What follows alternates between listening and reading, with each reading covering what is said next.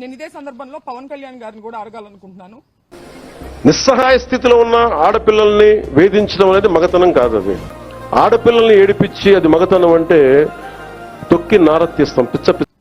కాపు సామాజిక వర్గంలో నేను పుట్టినందుకు చాలా గర్వపడుతున్నాను. అయితే ఇవాళ మీ బలం చూసుకొని కాపు కులస్తులందరూ ఆళ్ల పట్లే ఉన్నారు అనే ఒక బలాన్ని చూసుకొని ఇవాళ కాపు మహిళలమైన మమ్మల్ని తిడుతూ కాపు అనే కుల ప్రస్తావనతో పాటు బూతులను జోడించి లకారాలు జోడించి మమ్మల్ని తిడుతూ స్త్రీలని మా ఇంటి మీద దాడి చేసి ఇవన్నీ పగలగొట్టారు. దీనికి పవన్ కళ్యాణ్ గారి బలము అడ్వాంటేజ్ గా తీసుకున్నారు వాళ్ళు. కాబట్టి పవన్ కళ్యాణ్ గారు బాధ్యత వహించి దీన్ని ఖండించాలి.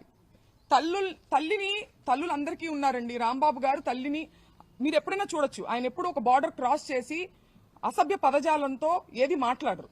మాట్లాడినప్పుడు క్షమాపణ చెప్తారు, లేదంటే నేను అను ఉండాల్సింది కాదని కూడా చెప్పారు. మీ తల్లిని అన్నది ఎవరు? పవన్ కళ్యాణ్ గారు.